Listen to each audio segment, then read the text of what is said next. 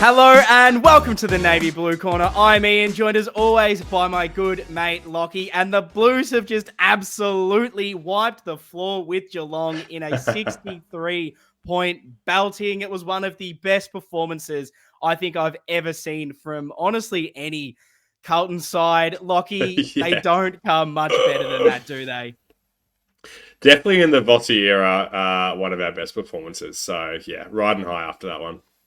Yeah, no, it's hard to be upset right now as a Carlton supporter. And It's true. look, I wanted to talk a little bit about really the significance of that win because a hmm 63-point thrashing of a team like Geelong doesn't really happen every week. So I want to cast your mind back. It was an Easter Monday in 2010. The Blues defeated Geelong, the then reigning premiers, by 36 points in what felt like a real coming of age performance. For the first time in my life, I felt like Carlton were finally that top 8 team, one that could grow, become a premiership team.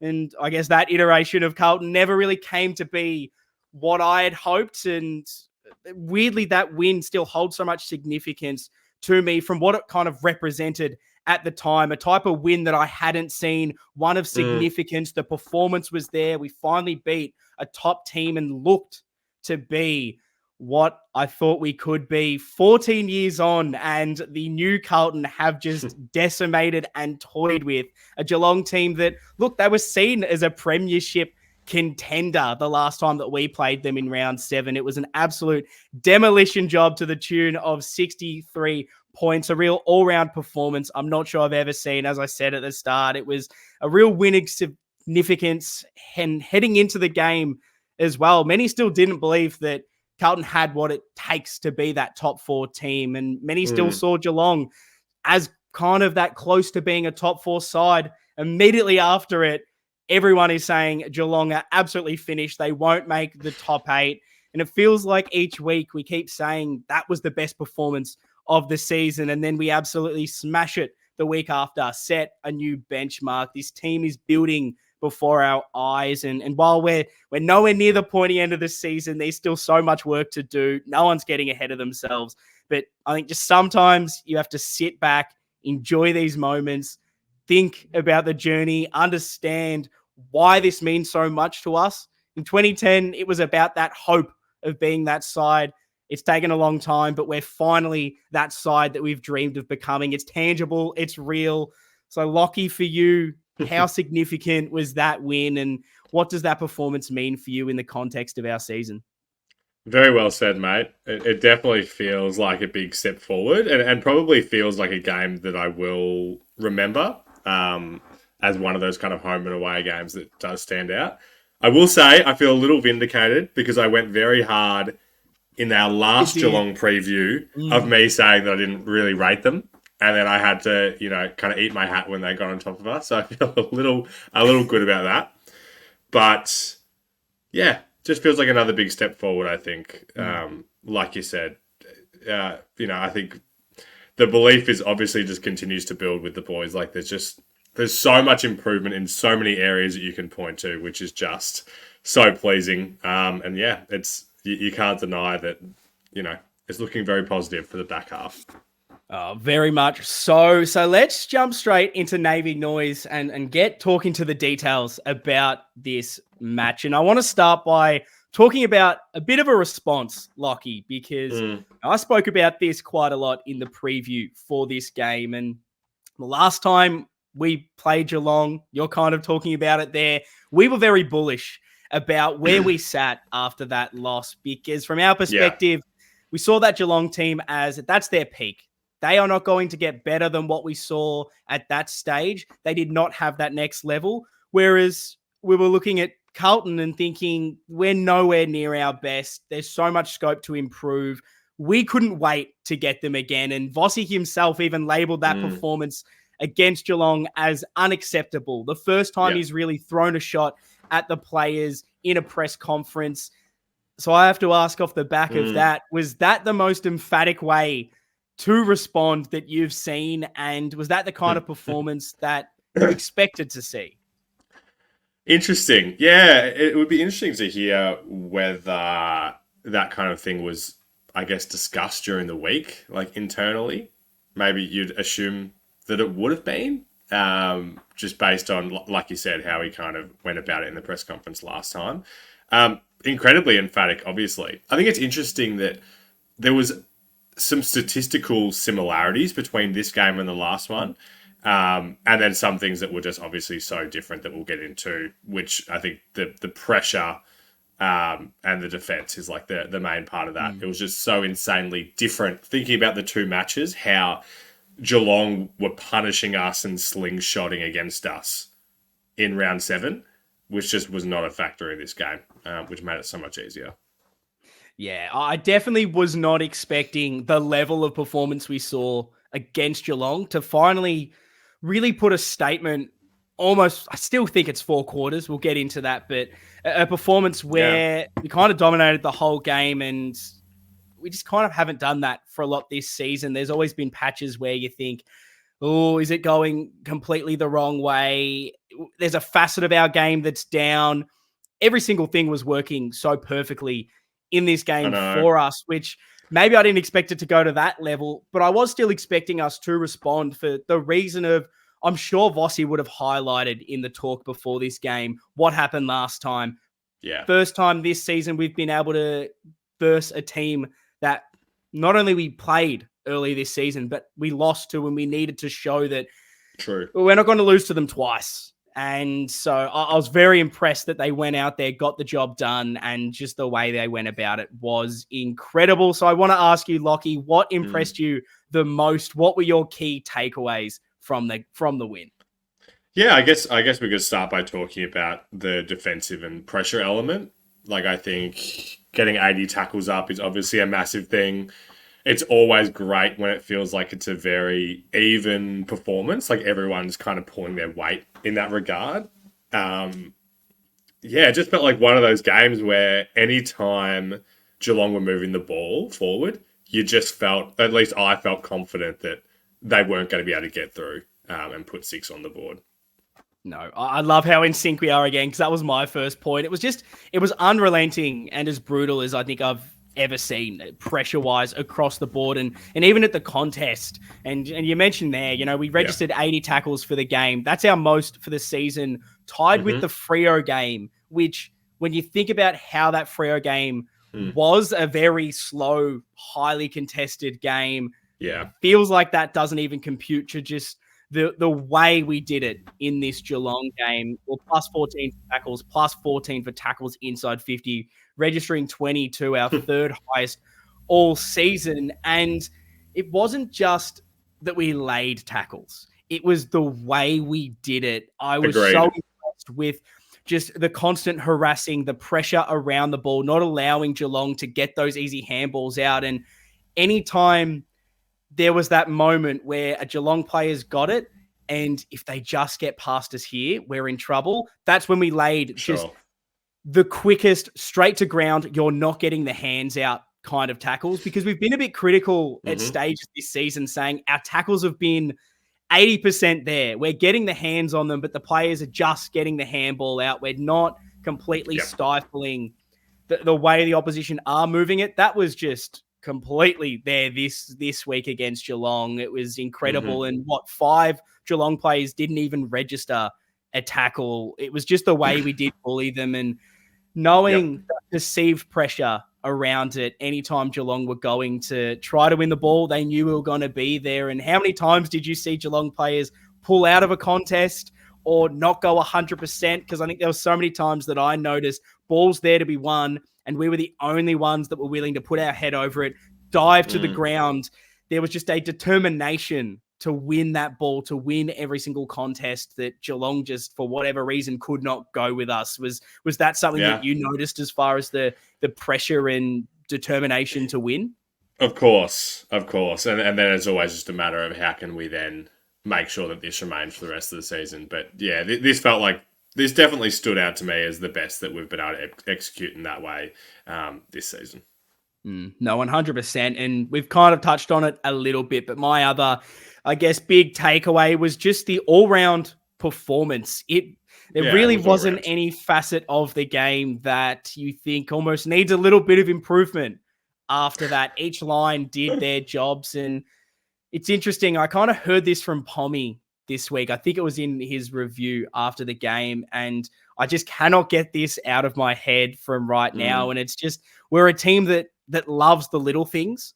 We aren't the team that just celebrate the big marks, the big moments, the big goals.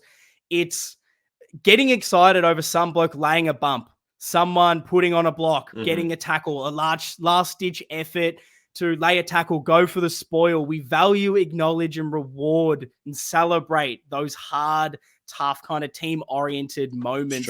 Those are the things I'm noticing. You know, Dangerfield early in the game gets a bit of a physical contact onto Harry, and straight away, Walshy, he's into Dangerfield, giving him a bump, letting him know he's there.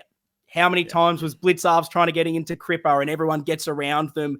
These little things that we've seen in moments throughout our time on this podcast that when they happen, I know you and me get excited, but it now seems that the players are doing it each and every time on the field, and then they're getting excited about those moments. How do you kind of see that element of our game progressing throughout this season?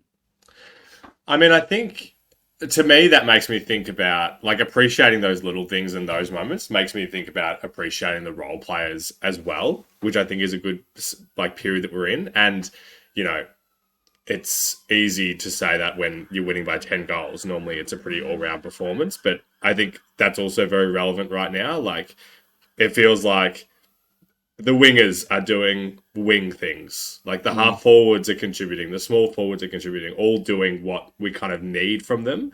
And I don't know, it sounds simple to kind of say it like that, but we've come from an era where Cripps needs to have 41 disposals every game for us to be able to win.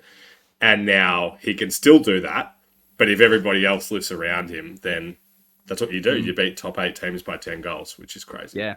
And maybe this is a dumb thing to say, but I think if Cripper only has like 25 disposals rather than 41, we're still winning by a lot. His contribution was massive in this game, but we're not relying on him having to do that, like you're saying. And I mean, just to roll out some other stats for you, we're plus 15 in inside 50. So good to know that we got that territory like we did last time against them, but we actually put it on the scoreboard. We created a lot better chances and actually converted this time around. 11 more contested possessions. And the one that almost shocked me a little bit was to see that we were plus 41 in uncontested possessions. A lot of the time in these kind of games, we're dominating a lot. It feels like uncontested possessions. We're still happy to give the team a lot of the ball just to chip it around.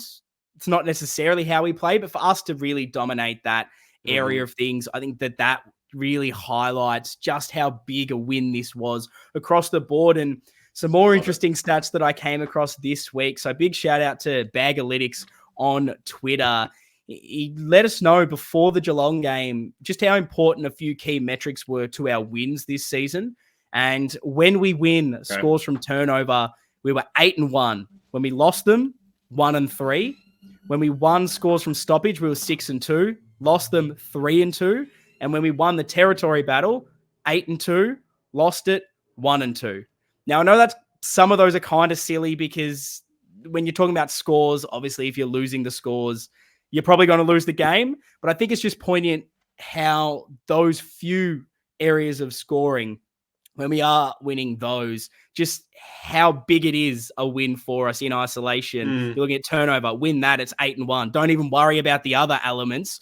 Sure. You know, this week we won turnover by 50, stoppage by 13, and the territory battle by 750 meters. So keep adding to those. You win those areas, you win games of footy.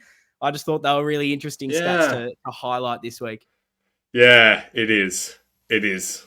Yeah, I won't add anything to that. So what else did you love from this game, Lockie? What did you take away from it? The best ruckman in the league is in our team. Wow. That is a big statement. We love hot takes, and that is definitely one of them. So elaborate, Lockie. Why is Tom De Koning the best ruck in the competition right now? Wow. I mean, just looking at the last month's sample size, of course, but it still feels like there's scope for him to even get better from here. But to me, it's the simplest way that I see it is that we have 4 centre bounce midfielders at each centre bounce. Yeah. Like he is doing the role of a great ruckman with his tap work and how he's setting us up in that way. But as soon as the ball hits the ground, he's just an additional guy. And he's more mobile and moving better than half of our midfielders do anyway. It's unbelievable. He's ridiculous. His form at the moment is absolutely insane. He just does absolutely everything. And I had a bit of a different point off the back of Tom De Koning's performance this week that I kind of want to get your thoughts on, because Great. do you think that we're becoming a team that's actually hard to coach against?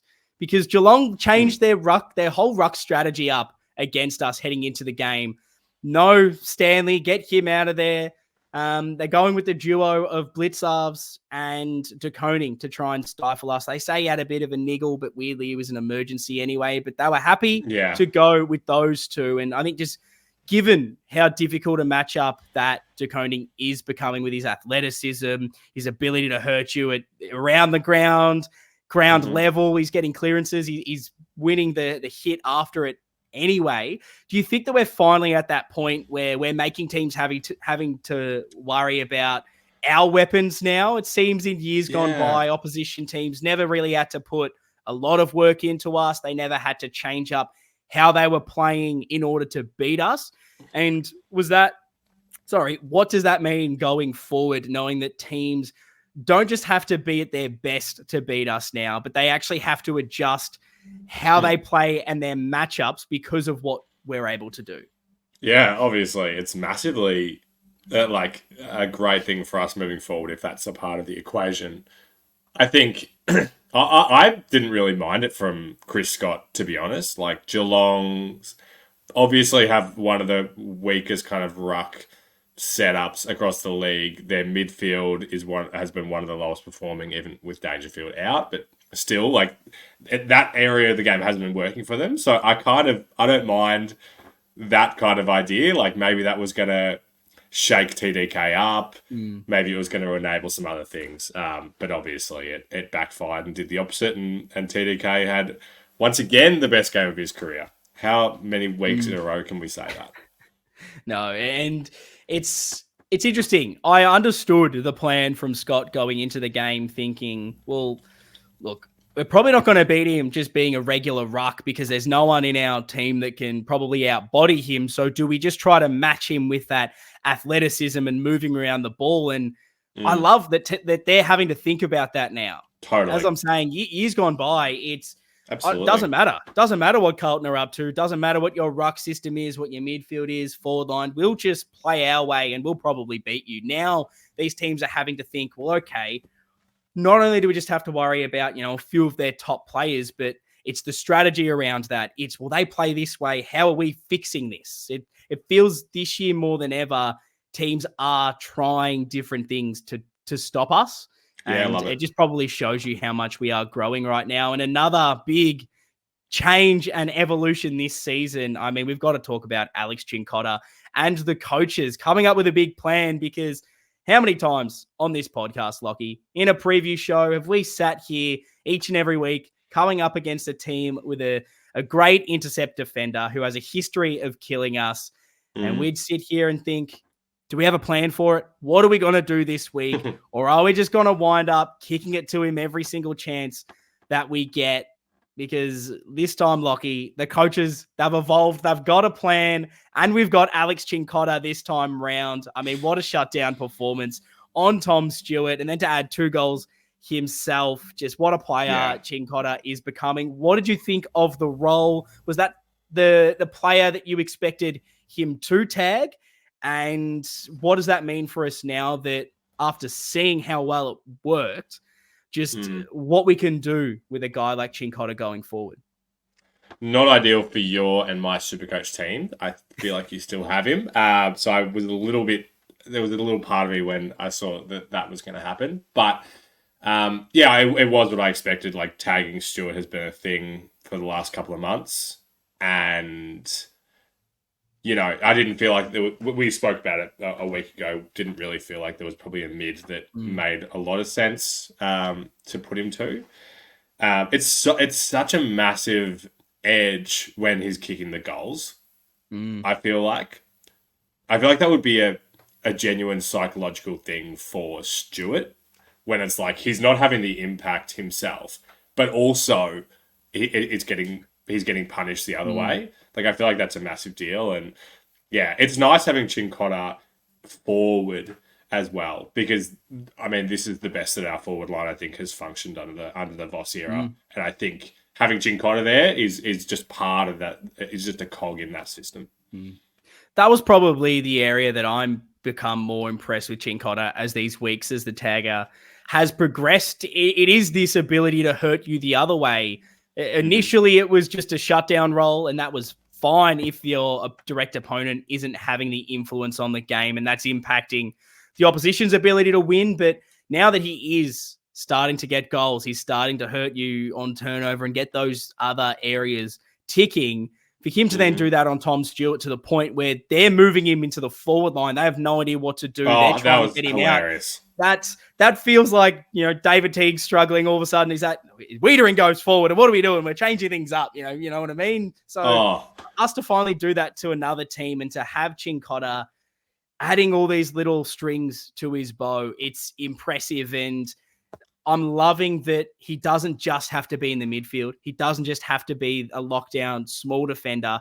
He's now a bit of a defensive half forward, something that we've maybe asked of Chincotta in the past. We've asked of Cottrell in the past when these, damaging halfbacks or intercept players have hurt us.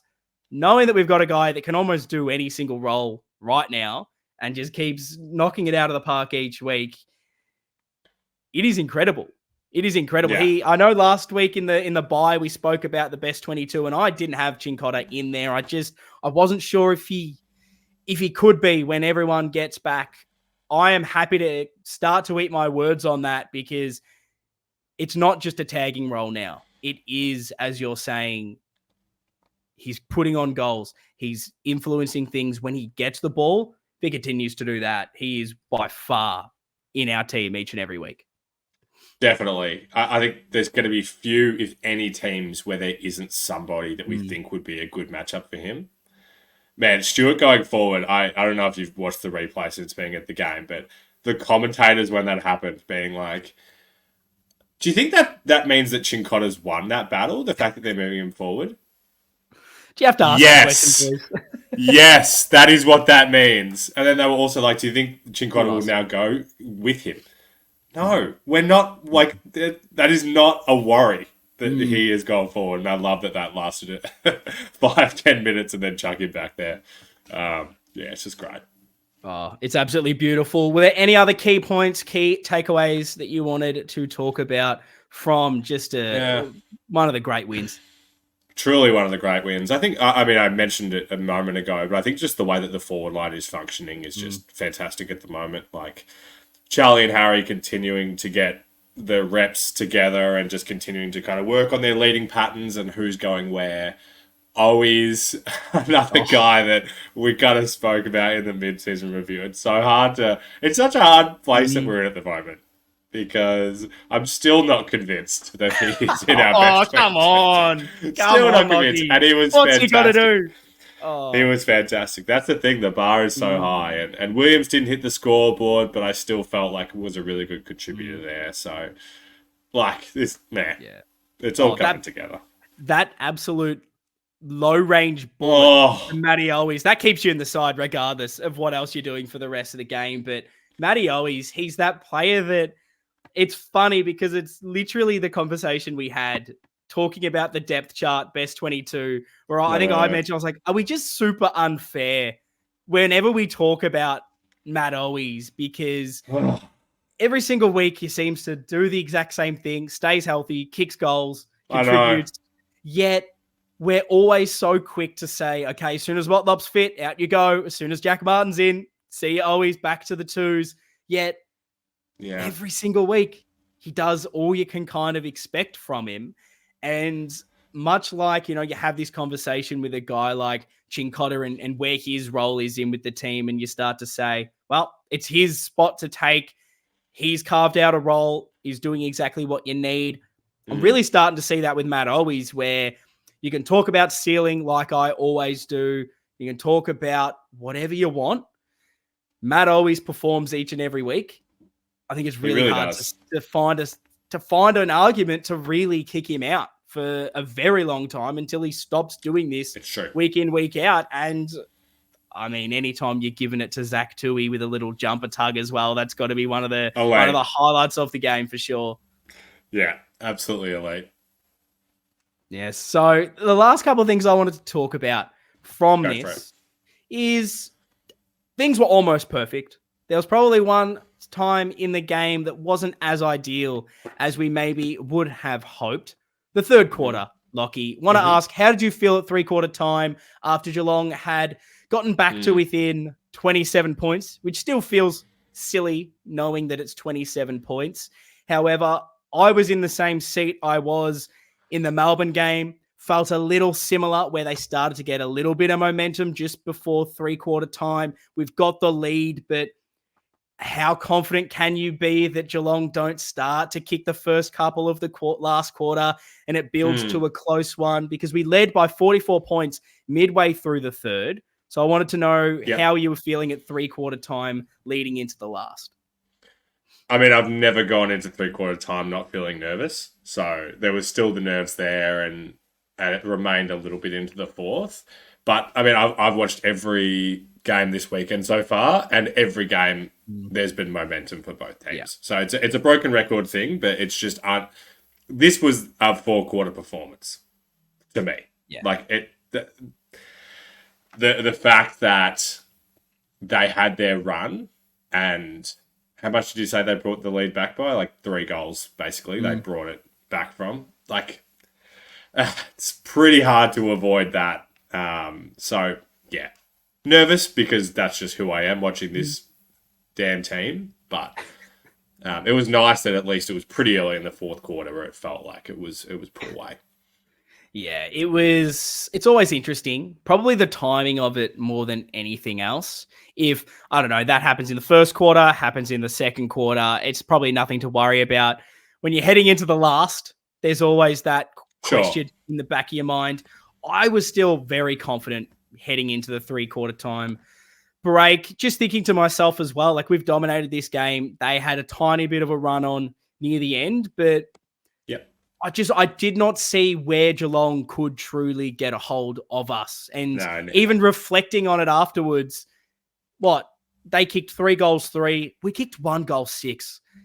Yeah. We dominated the first half of that third quarter, but just were wasteful with chances, weren't creating the most out of them. Things weren't truly going our way. And look, they got a little lucky with a few decisions that went their way late in the third quarter that eventually gives them a bit of momentum, leads to a few goals.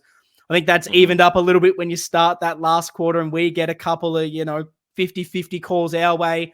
All of a sudden that evens out. But yeah, so I definitely think it was not as bad as it maybe seemed at the time. And like you say, teams are always going to have patches in games where they've got the momentum, they've got a bit of the control. However, it probably didn't feel as in control as it definitely has felt at other stages in other games. And that led to the last thing I want to touch on, Lockie. Last quarter rampage. We kicked 9 goals, 1 in the last quarter. Geelong kicks 3 goals, 1. Who gives a shit about that? And where I want to go on from this, from the big 9 goals, 1, is that against Essendon, we kicked 5 goals, 2. The first 4 goals the last quarter. Against Port, 8 goals, 1. Against Gold Coast, 5 goals, 1. Lockie, are we starting to become a real finisher, a finishing side, a team that just knows how to finish off a team and just peak at the right times in games? Where are you seeing it after these massive last quarter performances over the last month? Yeah, it's becoming a trend for sure. And it definitely feels better to be in that spot than to be the ones that are just trying to cling on. So, yeah, definitely becoming a trend. What more can you say? It's great. Yeah. And conversely, we're also seeming to start games red hot as well. Last few, we've kicked the first few goals of the game, setting up everything for us where, okay, we can relax a little bit. If things don't go our way, the opposition claw a few back, well, we've given ourselves a bit of a head start. And then to do that again to start last quarters and make that a habit, it not only is going to instill belief that they can go out there and do that each and every week because it's tangible. You know you've accomplished it previously. It isn't just, I hope we can go out there and do it. You can refer back to the memory. And totally. I think knowing that when we start to go towards the pointy end of the season, when those big moments are arriving, if we can continue that for the rest of this season, other teams are going to start to worry about that last quarter going, oh no, this is their best quarter. You know, if we're lucky enough to get to grand final, scores a level, 3-quarter time, the opposition are obviously going to be thinking about themselves, but they're going to go, shit, like, we know that Carlton come out in that last quarter. They're the best finishers in the bloody competition. So, yeah, I think it's something to be very, very bullish on right now. And it's not something I think we've seen. Often we lament the last quarters when we start to get a hold on teams. We don't punish them.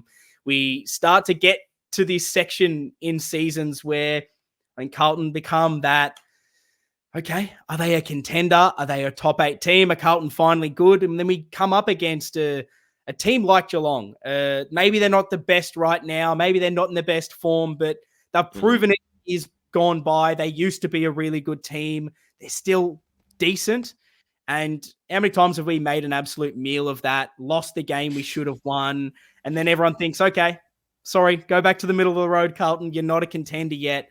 The significance of being able to do that this time and punish a team to the final siren. I mean, I've said it so many times, but we were toying with them. We were just handballing it over their head. They weren't running with us. Oh, I can run into a goal. No, I'll just handball it off. Don't worry about it. I'll be, Ollie Hollands, and I'll just take 10 years to straighten up, stop. I'm just having a set shot now because no one can tackle me. No one cares. Oh, it was beautiful. Absolutely beautiful to see. And I'm going to remember that game for a very long time, Lockie. But let's jump straight in to Grill the Corner. We chucked out the questions on Instagram, on Twitter. Always at Navy Blue Corner is where you'll find that. So make sure you head over to the socials. Links are in the comments. So they're in the show notes, in the description, everywhere. So head over, follow, and make sure you interact with us there. What have the people asked this week? Well, when we're grilling Ian, we got to go to the grill master first, which we know is Timmy Dub. So Timmy Dub asks, he says, there have been some lists made over the weekend as to why Carlton is better than last year. So to borrow that idea, what were the big differences between Friday night and round 7 when we last played the Cats? Yeah, what do you got for us, Ian?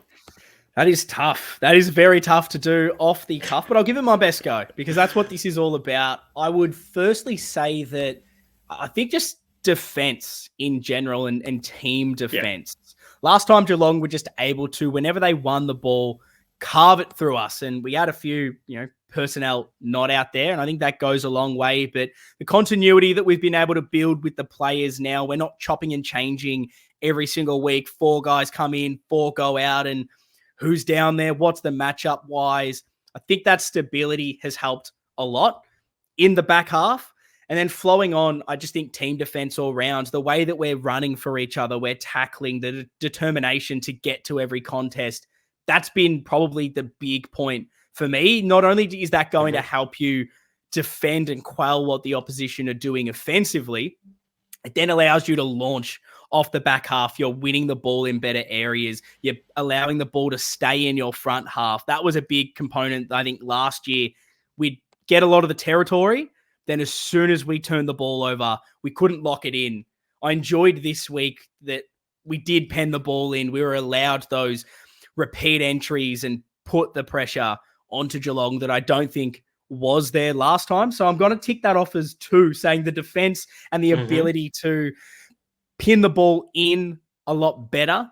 I think that those 2 are massive changes this time around. And I think I'd go to your point, talking about the forward line, and it's now a bit of a trend that we've got multiple goal kickers. Yeah, Charlie and Harry are kicking goals, but we're finding guys like Chincotta always steps up this week. Zach Williams done it in previous weeks. We're getting different avenues to goal, and I think that that's a big thing that we maybe haven't been able to do. The spacing seems a lot better, the way we're moving the ball. I think those are some real key pillars to how it's working for us. And I don't know, it's hard to name 5 because I think just everything is working so much better. From then, you can talk about the ruck. You can talk about just the midfield system in general. I think that's helping. We still don't have Chera, which is crazy to think. So good. Do you have any other little things that you're seeing that have improved since the last time that we played Geelong? Yeah, I definitely felt better entries this time into forward 50 and just taking our shots from better spots as well. Like the scoreline was reflective of that compared to then. Like it was kind of a similar amount of inside 50s in both games and just a totally different score that we put on the board. So, yeah, night and day. Yeah, I'd say the last one that I have as well, I would say planning and what's the word I'm looking for here? Planning and execution is what I'm after there, Lockie. Finally, I'm actually excited about what the coaches are coming up with midweek. We seem to have an actual plan that we're trying to deliver out on the field. We've got different strategies. You can talk about the way the midfield's set up. You can talk about Chincotta in his role. So much of what we're trying to do, you can see a clear direction, and the execution of that plan is working each and every week. Those things seem massively improved from last year, from earlier in this season. I'm starting to really trust that our coaches have that tactical nous that I wasn't sure that they did have. Things were going well, but did we have that point of difference where coaches have to worry about it, that we're out coaching opposition? This time last time we played Geelong, I think we were out coached a little bit by Scott. He's experienced. Geelong on field are experienced, and we probably got beaten in those areas. A few months later, and I'm sitting here thinking, gee, Vossi out-coached them. We outplayed them. We out-experienced them everywhere. So it's good to see that evolution right now. But, I mean, I want to know from you guys watching this, what have you seen that has improved and changed from the last time we've played Geelong that it led to this emphatic victory? Drop them in the comments if you're watching on YouTube, and head over to our socials at Navy Blue Corner and let us know there, because it's a tough one to answer, that's for certain. Speaking of tough ones, we've got an absolute pearler here from Bryza. So, if that Blues performance was transposed to the Sydney game, where would we have finished? There were no real gaps in this Geelong game, so curious where you think Sydney may still have had something over us. Great question. Yeah, that's an incredible question. I think if I did have the true answer to all of this, I'd probably be a coach in the AFL. I think it's a really tough one to answer, because Sydney they seem to be a team right now that don't even need to play 4 quarters to win games of footy. I think the last few games they've, been down by a fair bit to Geelong, to Adelaide, and then they've just come out of nowhere and played about 5 minutes, put on 6 or 7 goals, and all of a sudden they're in front and they just coast for the rest of the game. They have levels to it. And what is going to hold them in good stead right now is they can kind of do whatever they want for the rest of the season. They can really experiment with things. They've pushed away so much that they're going to learn a lot between now and the end of the season, knowing that they're guaranteed basically top 4 from here on out. Guaranteed probably top 2 as well, if not the top spot. They can just try anything from now and then, whereas we still kind of have to push and really apply ourselves to a great degree for the rest of the season. So will we have those other little elements? Will we have that time to try different things out in different areas? So maybe, grand final day, a player gets put in a different position. We try plan B. We have those other elements. I think that's probably somewhere that Sydney still have on us. And I think, defensively, I back us in. Forward line, I back us in. It's really just going to be how that midfield matches up, because I think they torched us there last time.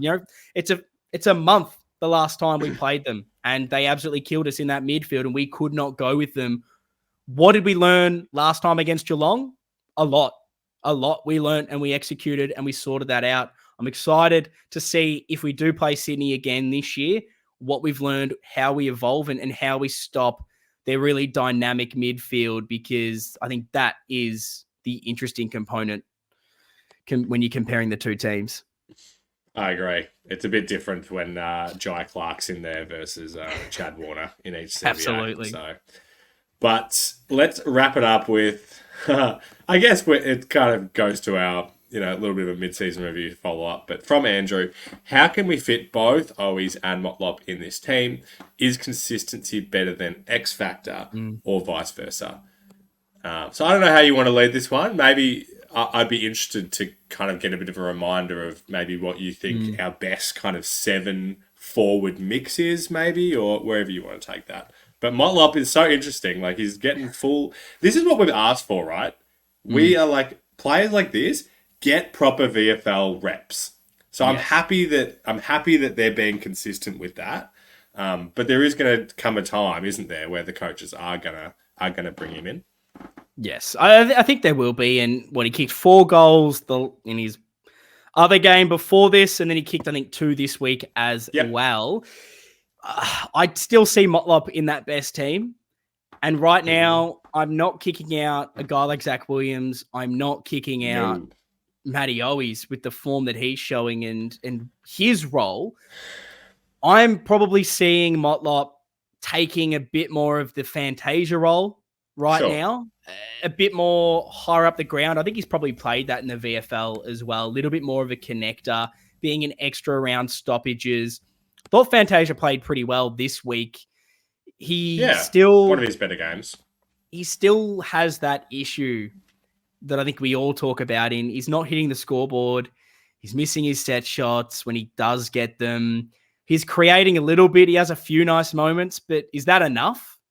Is that enough to keep you in the team when you've got better players, when you rate them, side by side, like I would a Motlop? And I do think that Motlop could be that player that does play not midfield, but around the stoppage, being someone that can burst away or can still be a guy that sits deep in the forward line. You throw a Motlop into the team, does that allow a Zach Williams to play higher up around the stoppage? And those two can interchange that way. One plays deep, one goes higher up. And you also just keep always crumbing around the whole time as well. I think that's an element. And right now, I would say that you can play both. Can you play both Zach Williams and Jack Martin? Probably not. One of them has to make way. I'm going to let that play out until it needs to happen, until Jack Martin finally sorts himself out. But I think right now you can play both. But I'm not dropping Owies if it means Motlop comes in right now. Yeah, the Fantasia position is interesting because I've always kind of just thought of that as Cottrell when he comes back in that kind of position. But you're right that Motlop as well definitely could be that. Right. Great Aussie we're in. Oh, I love having good players to come back in and you go, I can't bring you in. And we're getting wins, so it doesn't even matter. Great questions. Love that from all of you. Thanks for sending them in. Keep them coming. If you come up with a question, throughout the week, feel free to send it in to us via messages or tweet at us. Do whatever you need to. We'll jot it down and make sure it is answered. Now, little bit to go in this episode. One thing I wanted to touch on just very quickly because it kind of irked me a little bit. Not as much as I think it would have done in the past. I feel as if I'm evolving and getting better, seeing dickheads on Twitter that don't understand the world. But I don't know, it's just getting annoying when you start to see this leak out and the media start talking about it, and it builds on this narrative that actually just has no base in it. There's no actual merit to it. And people just, because the more you say it, the more it seems to be true without any actual evidence. And is the media meltdown this week. I just want to quickly talk about Charlie Curnow and these free kicks that he apparently gets all the time, Lockie, because before this game, his last 5 or 6 games, he was averaging 1 free kick a week. He gets about 4 or something this week, and all of a sudden, the Nuffies come out saying, oh, he only kicks goals from free kicks. Now, I've tried to have a bit of a deep dive into this, Lockie. And firstly, it's very difficult to actually find the stats that free kicks that equal goals. I can find how many free kicks you get. I can find out how many goals you get. Champion data are not giving me all the stats I need. I don't know how to find. If someone knows, hit me up. Go on, CD. I have so many different things I want to look at. If I could just find out how many contested marking, not contested marks you get, but how many contests are they getting to? I'd love to know that as well, because that would help this argument. But what I have been able to track down is a little bit of old data, but I think it rings true because I have the stats from 2022 to round 6 this year. And that is all thanks to Jake Michaels, the senior writer at ESPN, who wrote an article about this earlier this season when the fans were crying, the North Melbourne fans in particular, all 10 of them were crying, saying, Charlie Curnow got some free kicks and, Charlie Curnow only kicks his goals from free kicks. Absolute nuffies. Well, guess what, Lockie? I'm going to throw these up on the screen right now for you. Let's have a look at this one right now. This is highest percentage of goals from free kicks. Again, 2022 to round 6 this year. If anyone wants to come at me and say a lot's changed since then, go for it. I don't think it has. I think if anything, it looks better for Charlie Curnow if you go through this. But does anything, I know this is very good for the visual listeners here on YouTube, but those in podcast form won't be able to see this on screen. Lockie, does anything stand out for you when you see the highest percentage of goals from free kicks? Yeah, interesting. The two at the top are from the same team.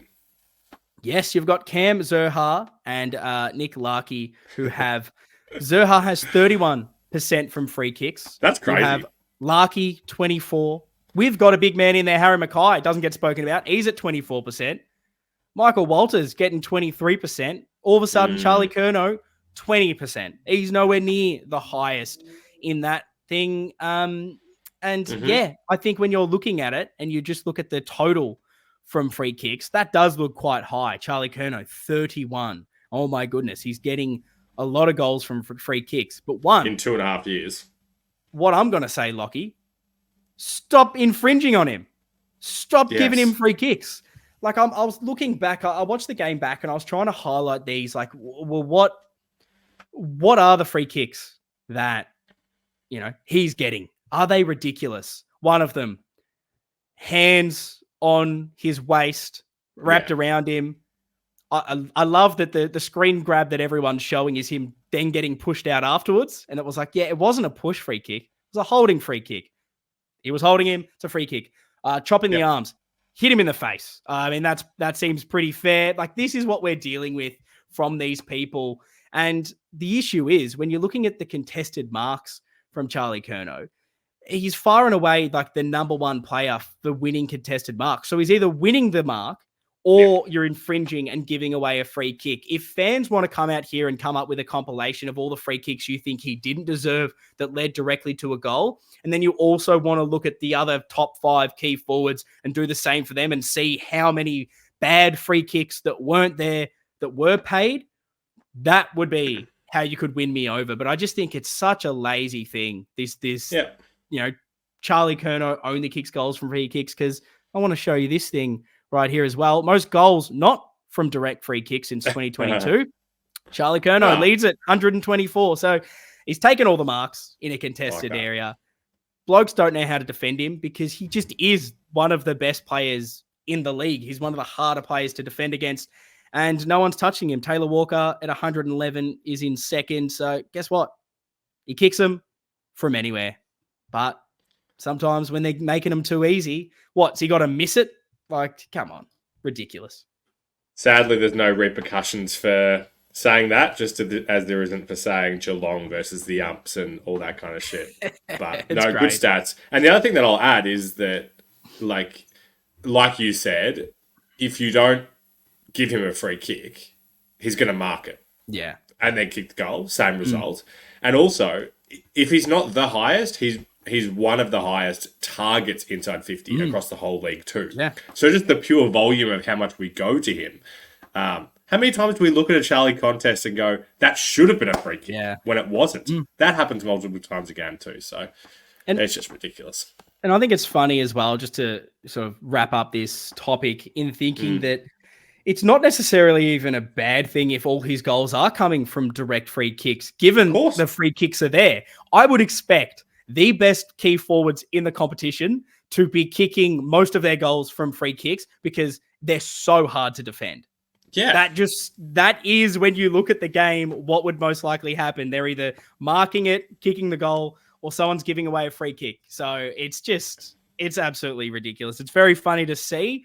And look, at the end of the day, I don't really care on it. I just think it's fun to highlight when you actually look at the data and go, he's actually nowhere near the number one for it. But let's talk about the votes. Let's wrap up this game. I know it's hard to stop talking about it because it was such a great showing. But Lockie, who have you given your 3-2-1 votes to? Well, got to go to the king with the 3 votes for me.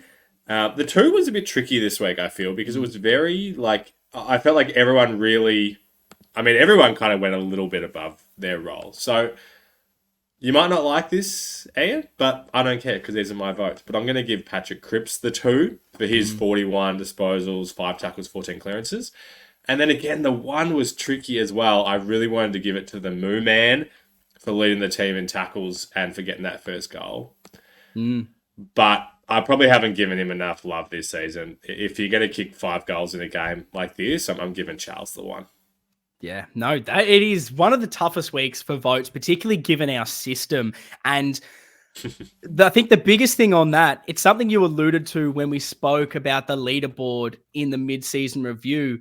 It's once players get the 2 votes, the standard for them getting another 2 lifts. Totally. And it is so much harder to play above what we expect of you. And right now, everyone's level is so high. It's almost impossible to hand out the 2 because it's like, I just expect everyone to be this bloody good. But I also gave my 3 to De Koning, 25 disposals, 4 marks, 1 goal, and one of the greatest goals too, to start the game by absolutely shoving your brother out the way. 10 score involvement, 7 clearances. He does absolutely everything. That was who I gave the 3 votes to. Now, the 2, one man is very stiff. Matt always is so stiff. I really wanted to give him the 2 votes because of what we spoke about in the mid-season review and saying as soon as a few players come back, he's out of the team. He kicks 3 goals, 5 tackles, 6 marks, 6 score involvements, did everything he needed to do. He's the biggest snub for me. But also in my preview, spoke a little bit about Sam Walsh, and I said that he's playing really good football at the moment, but some of his disposals letting him down. He isn't kicking goals. He's not doing that. And I just loved what I saw from Sam Walsh this week in getting a few of the other aspects of his game up and firing. So I've given him the 2 for that, which you feel free to argue and say that is not what that 2 is meant to go towards. And then the 1 vote has to be Patrick Cripps, 41 disposals, 14 clearances. Just absolutely brutal from the skipper and leading from the front. His leadership just continues to grow. And those I absolutely love. So let us know your votes. Drop them in the comments. Head over to the socials at Navy Blue Corner. Let us know your votes. And the last thing that we will cover this week is, of course, the best segment that we have. It's the Hall of Fame. Ladies and gentlemen, it is time for the ceremony of ceremonies. Straighten your tie, adjust your monocle, and raise a pinky for the Navy Blue Corner Hall of Fame. Yes, it is the Navy Blue Corner Hall of Fame, one of the most prestigious events each and every single week. Now, I feel like the last time we did this, and maybe correct me if I'm wrong, Lockie had nothing for me. I had to throw out 3 of my own options. It definitely happened recently. I know that is the case. So I am praying, people, that Lockie has finally come to the table. He keeps giving me the excuse that, it's because I'm not at the games. It's because I'm not even in the country. It's hard for me. Now, I'm not giving him any sympathy this week. He needs to give me a Hall of Fame inductee. Lockie, who is going in? Ian is obviously burying the lead here. Our loyal listeners, he's pretending he doesn't know what I'm going to be inducting because I did allude to it earlier. As always. And I know that he's just trying to build it up because we're giving it to Nostradamus himself this week. You're teeing this up like I genuinely knew. I wasn't sure if this was going to get like an honorable mention and then you're going to do your actual one. That's true. That would be funny if I built you up like that. A bait and switch. I was really anticipating. I've got those trust issues, Lockie. I'm going to keep that in the back of my mind for a future one, actually, to G you up like that. But no, the one thing I want to mention about this, and obviously you've mentioned it, you can talk about some more if you want. I'm not going to give you any more. I just want you to be careful with these powers. Make sure... I just like to make sure that you use them on the biggest stages, which I think this week it was relevant. Obviously, you talked about it in the final last year. Next time you make it something big like this, make it count. I don't want to see anything like this against Richmond, for example. Yeah. Just want to make sure your impact keeps being felt. But keep it up. It's interesting because I made the prediction again for those that are not aware. In my preview, I was talking a bit about Sam Walsh, and my what do you want to see was another trademark, big, rogue, Sam Walsh goal and celebration. And the man did it last quarter. There was a moment, I think it might have been earlier in the last, or it might have been the third quarter, where he had the ball inside 50 and then handballed it off. And I was like, no, that was the last. You had the chance there, Walshy, for me. So I thought he had well and truly missed the opportunity. But for him to go out there and do it again, it's getting ridiculous that, look, I know it's a small sample size, but there's only 2 times I've made, and I feel like I've made a proper prediction on a player, and twice on Sam Walsh. Both times he's kicked the goal and done the celebration. I'm a little bit worried on that. I'm scared, like you're saying, with that potential power that I have, wielding a Sam Walsh-esque prediction. But maybe we need to do this every week, and he'll start actually kicking goals each week. Maybe that's something that needs to happen. I'm interested to know where those powers lie, what predictions I do have powers over, and what areas will not happen. But maybe I'll start to keep that, in my back pocket when I need to. All of a sudden, Sam Walsh will kick one this week, and it'll happen. So I like that you have inducted that this week. I do appreciate it anytime that I am spoken about glowingly. And I had a few that could have gone in. So I'm going to give a couple of honorable mentions that made me giggle a little bit this week. One was Tom De Koning attempting to take the biggest hanger that anyone has ever taken on his brother, subsequently then giving the free kick away, letting his brother kick a goal, because as soon as I saw it, I'm just thinking what would have been going through his mind of like, oh, this is going to be the funniest thing. Could you imagine for the rest of your life just showing your brother that photo of you taking an absolute screamer, just, every Christmas going to buy him a stepladder and then, oh, sorry, don't need to buy one. You are one, buddy. And, those little things you could do each and every year. So that was an honorable mention. The other one that we haven't really spoken about, probably because we won the game, so it doesn't really matter, but it was the Jeremy Cameron deciding to, go to the concessions, go to the bar just before halftime, grab himself a pie and a beer, and then happen to kick a goal as well. And the umpire said, no, he didn't play on. That was a straight line as far as I'm concerned. That was ridiculous. What about how the mark was about 44 meters out, and then he'll come in. We'll bring it in 20 meters and let you kick wherever you want. My funny thing was I then proceeded to say, and I don't know if this came across on the coverage, but Mitch McGovern was giving the umpire an earful for almost 5 minutes talking about, what do you mean? How was that not play on? Yeah. And then after they've gone back and forth for what felt like a century, the umpire has turned his back and walked away, and Mitch McGovern's just gone for the old review. Come on, can we review that now?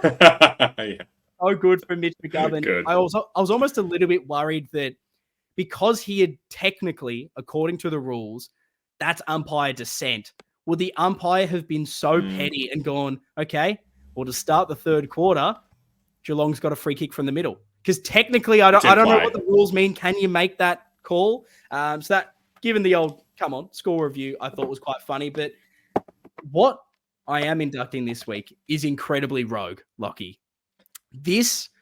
I'm inducting something not even Carlton related. It's North Melbourne related, because this actually made me laugh a lot this week. I saw it after the game. It's loosely tied in with Carlton because, look, a lot gets talked about in Carlton and maybe some of the draft mists that we've had, particularly in 2017, pick 3 and 10, Dow and O'Brien. One's not in the AFL. One doesn't even play for us anymore. And after the game against Geelong, I saw that a North Melbourne supporter had seen how well Tom De Koning had played and gone, shit, could we have drafted Tom de Koning? Have we missed out on such an elite ruckman? I need to have a look at this.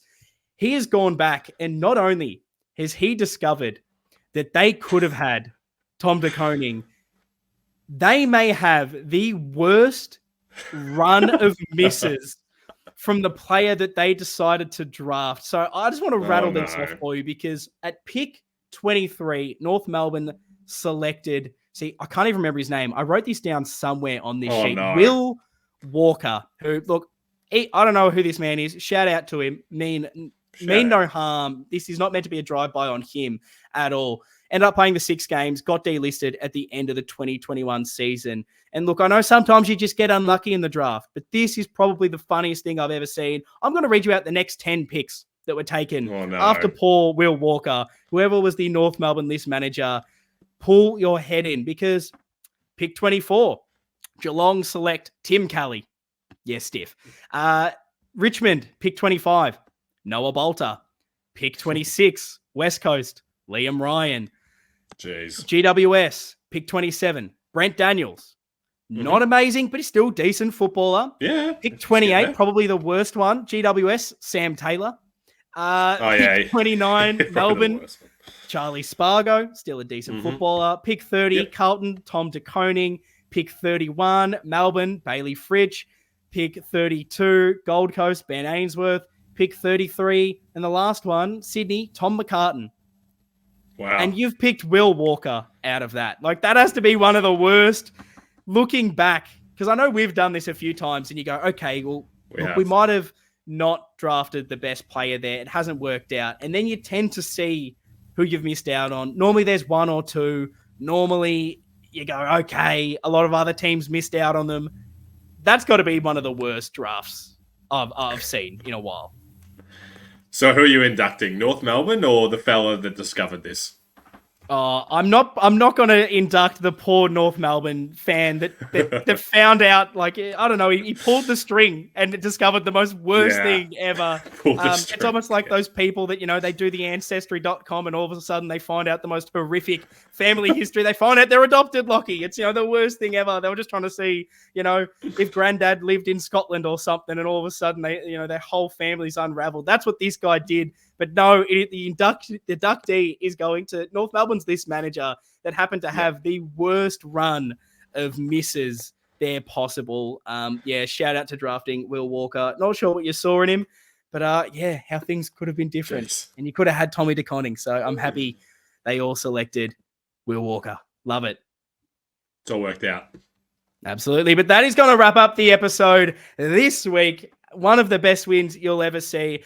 Carlton versus Geelong. Let us know your thoughts on everything in the comments over at YouTube. And we'll be hopefully dropping our match review episodes earlier than a Wednesday on our own YouTube channel. If you do want to watch them, wherever you listen to your podcast in audio form, they're going to be in the same place. And of course, our match previews, our build-up shows will be on the Blue Abroad YouTube channel every Wednesday, 8 p.m. They're not going anywhere. We're going to try and work out and see if we can do a bit of a double up every single week to get the review out a little bit earlier. And then when we're in the midweek, just talking about what we want to talk about, the next game coming up. And if you're listening in audio form, you don't have to do anything. All you have to do is follow, subscribe, and they're going to be there each and every week. But that is going to wrap up this episode. Very keen to talk about the Richmond game coming up the bloody baggers. See you guys next time.